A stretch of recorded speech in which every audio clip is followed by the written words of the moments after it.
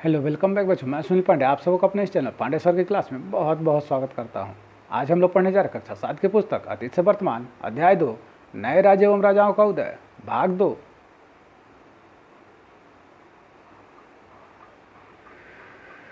तो आइए अध्याय 2 के शेष बचे भाग को देख लेते हैं। तो सबसे पहले देखते हैं दक्षिण के राज्य। उन दिनों उत्तर भारत की तरह दक्षिण भारत में भी अनेक राज्य थे। कृष्णा नदी के उत्तर के राज्य, दक्षिण पथ के राज्य तथा कृष्णा नदी से दक्षिण के राज्य, सुदूर दक्षिण के राज्य। दक्षिण पथ के राज्यों में राष्ट्रकूट तथा चालुक्य प्रमुख थे। सुदूर दक्षिण के राज्यों में चोल, चेर, पांड्य आदि प्रमुख थे। आधुनिक मदुरई क्षेत्र में चोल साम्राज्य के दक्षिण में पांड्य राज्य थे। आधुनिक केरल प्रांत में चेर वंश का शासन था। चोल राजाओं ने तंजौर के आसपास के क्षेत्र तमिलनाडु से अपना शासन प्रारंभ किया। धीरे धीरे पल्लव वंश के शासक और अन्य स्थानीय शासकों को पराजित कर अपने को दक्षिण में सबसे शक्तिशाली बना लिया। लेकिन साम्राज्य की स्थापना करने वाले आरंभिक चोल शासकों में विजयालय था। उसने तंजौर को जीतकर अपने आप को एक स्वतंत्र राज शासक घोषित किया। चोल वंश के राजाओं में सबसे उल्लेखनीय राजा राज प्रथम और उसका पुत्र राजेंद्र चोल है। राजराज प्रथम एक कुशल सेनानायक और संचालक था और उसने अनेक दिशाओं में आक्रमण किए। राजराज दक्षिण पूर्व एशिया के व्यापार में अरबों के आधिपत्य से परिचित था, अतः वह एक सामुद्रिक विजय के लिए निकला। उसने श्रीलंका और मालदीव नामक द्वीपों पर अधिकार जमाकर अरबों के आधिपत्य को चुनौती दी। राजराज का पुत्र राजेंद्र अपने पिता से भी ज्यादा महत्वाकांक्षी था। उसने एक विशाल जल सेना का गठन किया। उसके दो युद्ध बड़े ही साहसिक और वीरतापूर्ण थे। एक तो वह जिसमें उसकी सेनाएं पूर्व भारत के समुद्र तट से होकर उड़ीसा को पार करते हुए गंगा नदी तक पहुंच गई। राजेंद्र का दूसरा अभियान श्रीलंका एवं दक्षिण पूर्व एशिया के देशों में हुआ था। इस अभियान में उसने जल एवं थल सेना का उपयोग किया। इस अभियान का मुख्य उद्देश्य अपने राज्य के व्यापारिक हितों की रक्षा करना था। तो आइए अब देखते हैं चोल प्रशासन। चोल राजाओं के अनेक अभिलेखों से उनकी शासन व्यवस्था की जानकारी मिलती है। राजा राज्य में सबसे अधिक शक्तिशाली व्यक्ति होता था, फिर भी शासन कार्यों के संचालन के लिए वह अपने मंत्रिपरिषद की सलाह लेता था। उसके आदेश उसका निजी सचिव लिख लिया करता था। कुछ अधिकारियों के नाम भी मिलते हैं। उनमें ओलय नायकम अथवा प्रधान सचिव, पेरुंदरम अथवा प्रधान कर्मचारी एवं सिरुत्तरम अथवा निम्न कर्मचारी आदि उल्लेखनीय हैं। इस व्यवस्था से प्रतीत होता है कि चोल शासकों ने सुसंगठित नागरिक सेवा अथवा सिविल सर्विस का विकास किया। संपूर्ण चोल राज्य को राष्ट्र कहा जाता था। प्रशासन की सुविधा हेतु संपूर्ण राष्ट्र कई इकाइयों में विभक्त था, जिन्हें मंडलम कहा जाता था। प्रत्येक मंडलम कोट्टम अथवा कमिश्नरी और प्रत्येक कोट्टम नाडु अथवा जिला में बटा था। पुनः प्रत्येक नाडु कुर्रम अथवा तहसील या ग्राम समूह में विभाजित किया गया था। मंडलम का प्रधान तो राजवंशीय होता था, लेकिन कोट्टम, नाडु व कुर्रम के अनेक अधिकारी व कर्मचारी होते थे। सभी अपने क्षेत्र की गतिविधियों की सूचना अपने से ऊपर वाली इकाइयों को देते थे। आइए अब देखते हैं ग्राम स्वशासन। गांव का स्थानीय स्वशासन चोल शासन प्रणाली की प्रमुख विशेषता थी। बहुत से गांव में शासन का संचालन राजकीय कर्मचारियों के द्वारा न कर स्वयं गांव वालों द्वारा किया जाता था। यहाँ 3 प्रकार की ग्राम सभाओं का उल्लेख मिलता है। पहला, उर अथवा सर्वसाधारण लोगों की ग्राम सभा।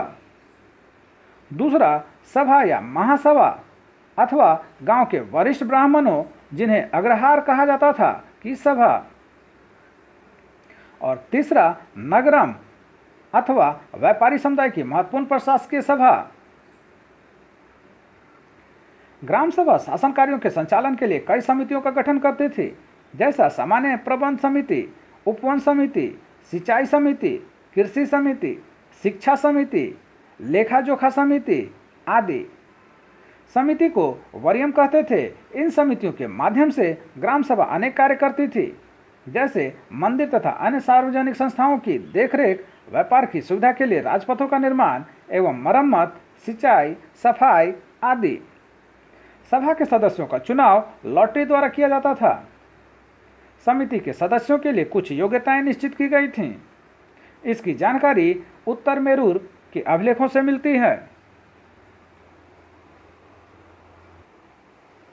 तो आइए अब देखते हैं अभिलेख।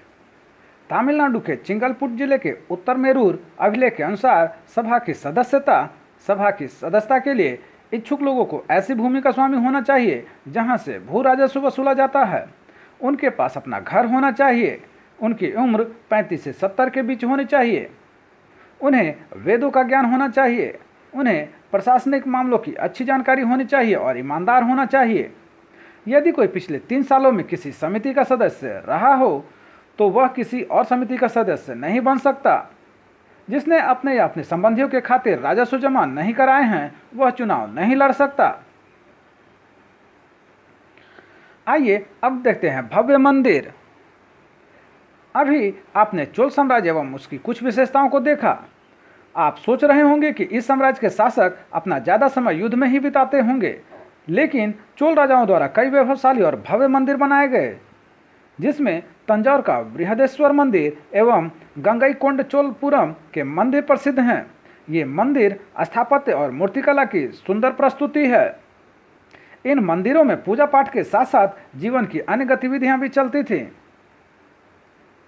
चोल शासकों के काल में राजाओं, व्यापारियों तथा धन्य लोगों द्वारा मंदिरों को काफी मात्रा में सोना, चांदी एवं बहुमूल्य रत्नों के अतिरिक्त भूमि तथा ग्राम दान दिए जाने लगे। इससे मंदिर के कर्मचारियों जैसे पुरोहित, मालाकार, बावर्ची, मेहतर, संगीतकार, नर्तक आदि की संख्या में पर्याप्त वृद्धि हुई। इन कर्मचारियों को उनकी सेवा के बदले अनाज तथा बाद में भूमि भी दी जाने लगी। मंदिरों द्वारा भूमि हस्तांतरण करने के कारण मंदिर की आर्थिक व्यवस्था में सामंती प्रवृत्तियों का समावेश होता गया। हस्तांतरित भूमि के अतिरिक्त कर की मांग से किसानों के परेशानी बढ़ी। इसके साथ ही केंद्रीय सत्ता के कमजोर होने पर सामंती ढांचे की आर्थिक व्यवस्था और मजबूत होती गई। चोल राज्यों का मंदिर सामाजिक कार्यों का केंद्र भी था। उत्सवों और धार्मिक त्योहारों पर आसपास के क्षेत्रों के लोगों के एकत्र होने का स्थान मंदिर ही था। मंदिर में ही ग्राम सभाएं अपनी बैठक किया करती थी। मंदिर के प्रांगण में ही विद्यालय लगता था। आमतौर पर ब्राह्मण ही पढ़ते और पढ़ाते थे। इन्हीं विद्यालयों में पांडुलिपियां सुरक्षित रखी जाती थी। आइए अब देखते हैं कृषि और सिंचाई। चोल प्रशासन ने कृषि और सिंचाई पर समुचित ध्यान देकर अपने राज्य को समृद्ध बनाने का प्रयास किया। उस समय दक्षिण भारत में कृषि योग्य भूमि भी पर्याप्त मात्रा में उपलब्ध थी। इसके अतिरिक्त चोल सम्राटों ने जंगलों को साफ कराकर कृषि योग्य भूमि का पर्याप्त विस्तार किया था। उस समय दक्षिण भारत में सिंचाई के प्राकृतिक साधनों का अभाव था। इस समस्या के समाधान के लिए सिंचाई के अन्य कृत्रिम साधनों पर काफी बल दिया गया। समकालीन स्रोतों से हमें ज्ञात होता है कि सिंचाई के साधनों की रक्षा और विस्तार को पुण्य कार्य के रूप में देखा जाता था। सिंचाई के लिए कई पद्धतियां अपनाई जाती थी। उस समय सिंचाई के लिए तालाब, जलाशय और कुओं का इस्तेमाल होता था। वर्षा के जल को बड़े बड़े तालाबों में एकत्र किया जाता था। तालाब के जल को खेतों तक पहुंचाने के लिए नहरों का निर्माण कराया गया।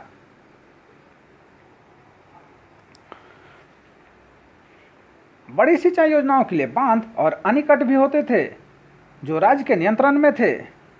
अब जरा गौर करें कि सिंचाई के कार्यों में योजनाओं की जरूरत होती है, जैसे श्रम संसाधनों की व्यवस्था करना, इस पर ध्यान देना कि पानी का बंटवारा कैसे हो।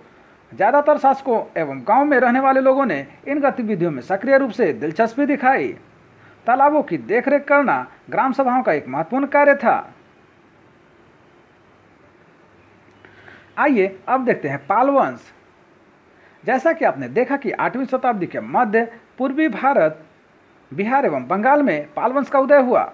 इस वंश का संस्थापक गोपाल था, जिसका चयन स्वयं वहां की जनता ने किया था। गोपाल के बाद धर्मपाल, देवपाल एवं महिपाल अनेक ऐसे राजा हुए जिन्होंने उत्तरी भारत में एक मजबूत राज्य के रूप में उभारने का प्रयास किया। स्मरण करें, इनमें से कई राजाओं ने त्रिपक्षीय संघर्ष में भाग लेकर इसे एक केंद्रीय सत्ता बनाने की भरपूर कोशिश की। संभवतः बिहार का मुंगेर इनकी राजधानी थी। पाल शासकों का काल कला कौशल, स्थापत्य एवं शिक्षा के लिए विख्यात है। यहाँ हम उनकी मूर्तिकला एवं उनकी शिक्षा में दिए गए योगदान की विशेष रूप से चर्चा करेंगे। मूर्तिकला की एक विशिष्ट शैली का जन्म इस समय हुआ। नालंदा, बोधगया, कुर्किहार कला के केंद्र बन गए, जहां प्रस्तर एवं धातु प्रतिमाओं का बड़े पैमाने पर निर्माण हुआ। पालकालीन मूर्तियां तत्कालीन धार्मिक विश्वासों से प्रेरित होकर बनाए गए थे। इनमें ज्यादातर बुद्ध की मूर्तियां थी। ब्राह्मण, जैन एवं अन्य देवी देवताओं की मूर्तियां भी मिली। पूर्वी भारत की इस विशिष्ट मूर्तिकला में काले स्लेटी रंग के कसौटी पत्थर का उपयोग किया है। इस शैली की मूर्तियां मुख्यतः पृष्ठशिला पट्टा पर उकेरकर बनाई गई हैं।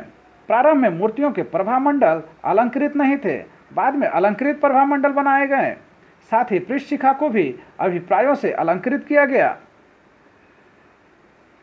पाल कला के अंतर्गत बौद्ध मूर्तियों में बुद्ध के अतिरिक्त बोधिसत्व, तारा, तंत्रयानी, बौद्ध देव आदि प्रमुख हैं। ब्राह्मण देवताओं में विष्णु, शिव, सूर्य, दुर्गा, गणेश आदि की प्रतिमाएं बनी। जैन मूर्तियों में लगभग सभी तीर्थंकरों का प्रतिनिधित्व देखने को मिलता है। पटना संग्रहालय में संग्रहित पालकालीन सर्वोत्तम उदाहरणों में एक सारी, जो कि सारण से प्राप्त अवलोकितेश्वर, भूमि स्पर्श मुद्रा में बुद्धा, मैत्रेय की प्रतिमाएं, मुंगेर की प्राप्त मकरमुख, पर्णाल आदि प्रमुख हैं। इनमें आप आज भी पटना संग्रहालय में जाकर देख सकते हैं। पाल शासकों के समय में कई महत्वपूर्ण शैक्षिक केंद्रों की स्थापना हुई। प्रथम शासक गोपाल ने अपने शासन के दौरान ओदंतीपुरी, जो कि वर्तमान बिहार शरीफ में है, एक मठ तथा विश्वविद्यालय का निर्माण करवाया। धर्मपाल ने आज के भागलपुर जिले में विक्रमशिला विश्वविद्यालय का निर्माण करवाया। उसने नालंदा महाविहार को भी दान दिए।